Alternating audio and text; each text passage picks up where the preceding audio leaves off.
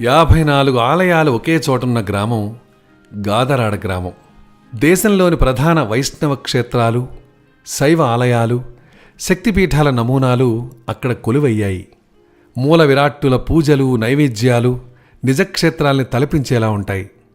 రాజమండ్రికి దగ్గరలోని గాదరాడ గ్రామాన్ని సందర్శిస్తే కనుక సంపూర్ణ తీర్థయాత్రలు చేసొచ్చినంత సంతృప్తి. ఇదం శరీరం కౌంతేయ క్షేత్రమిత్యభీదీయతే అంటుంది భగవద్గీత. ఈ శరీరమే ఓ క్షేత్రమని గీతావాక్కు.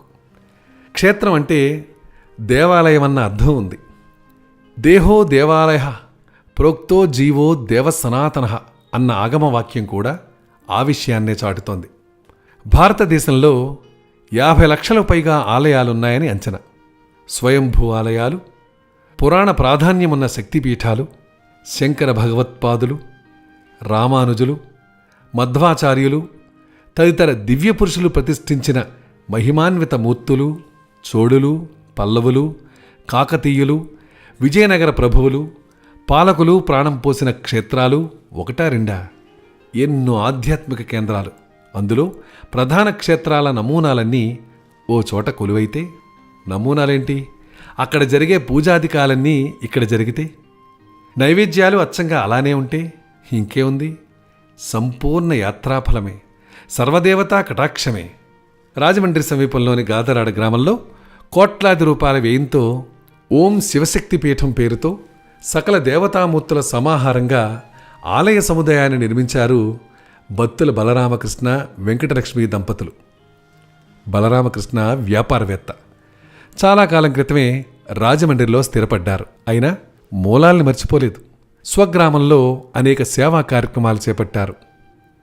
ఊళ్ళో చిన్న చిన్న గుళ్ళు గోపురాలు చాలానే ఉన్నా చెప్పుకోదగ్గ ప్రధాన ఆలయం ఒక్కటి లేకపోవడం లోటుగా అనిపించేది. దీంతో ఊరంతా గర్వపడేలా ఓ గొప్ప కోవెల నిర్మించాలనే నిర్ణయానికి వచ్చారు. అయితే ఏ ఆలయాన్ని నిర్మించాలి అన్న ప్రశ్న తలెత్తినప్పుడు ఎంతోమంది మఠాధిపతుల్ని, గురువుల్ని కలిశారు. ఒకరు వైష్ణవ క్షేత్రాన్ని నిర్మించమన్నారు, మరొకరు శివలింగాన్ని ప్రతిష్ఠించమన్నారు, ఇంకొకరు అమ్మవారి గుడి కట్టమన్నారు. అన్నీ కూడా ఉత్తమంగానే అనిపించాయి. సర్వదేవతల ఆలయాల్ని నిర్మించాలన్న ఆలోచన అప్పుడు కలిగిందే. జీవిత భాగస్వామి వెంకటలక్ష్మి భర్త సంకల్పానికి మద్దతిచ్చారు. మిగతా కుటుంబ సభ్యులు మేమున్నామని ముందుకొచ్చారు.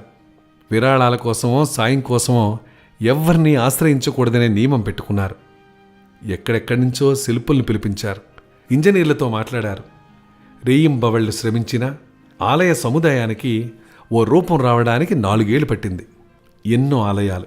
పీఠం ఆవరణలో మొత్తం 54 దేవాలయాలున్నాయి. 84 దేవతామూర్తుల్ని ప్రతిష్ఠించారు. కైలాస మహాక్షేత్రాలుగా 21, వైకుంఠ క్షేత్రాలుగా 15, శక్తిపీఠాలు 18గా వాటిని విభజించారు. కైలాస క్షేత్రాల్లో 12 జ్యోతిర్లింగాలైన సౌరాష్ట్రలోని సోమనాథలింగం, శ్రీశైలంలోని మల్లికార్జునలింగం, ఉజ్జయినిలోని మహాకాళేశ్వరలింగం ఇలా 12 లింగాలు కొలువయ్యాయి. ఇక్కడే ఆనందనిలయవాసుణ్ణి అర్చించుకోవచ్చు. భూదేవి, శ్రీదేవి సమేత కళ్యాణ వెంకటేశ్వర స్వామి ఆలయం కూడా ఉంది. ఇక్కడే షిరిడీనాథుణ్ణి ప్రార్థించుకోవచ్చు. సద్గురు సాయిబాబా మందిరం ఉంది. ఇదే భద్రాద్రి, ఇదే అన్నవరం, ఇదే యాదాద్రి, ఇదే అరసవిల్లి, కోదండరామస్వామి, రమా సత్యనారాయణ స్వామి, లక్ష్మీ నరసింహస్వామి, సూర్యనారాయణమూర్తి ఆలయాలు ఇక్కడున్నాయి. పూజాధికాలు ఇలా. శివుడి పరివార దేవతలకు శైవాగమం ప్రకారం, వైష్ణవాలయాల్లో వైఖానస ఆగమ సాంప్రదాయాల ప్రకారం పూజలు నిర్వహిస్తారు. మూల దేవస్థానాల్లో ఏ దేవుడికి సమర్పించే నైవేద్యాన్ని ఆ దేవుడికి శాస్త్రోక్తంగా నివేదిస్తారు.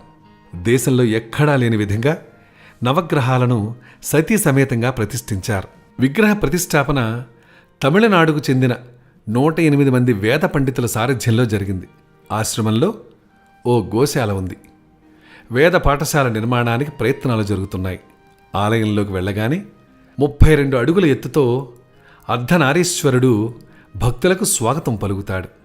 భవిష్యత్తులో నిత్యాన్నదాన పథకాన్ని ప్రారంభించాలన్న ఆలోచన కూడా ఉందంటారు ఆలయ కార్యనిర్వహణాధికారి ధర్మవరపు వెంకటనారాయణ శర్మ.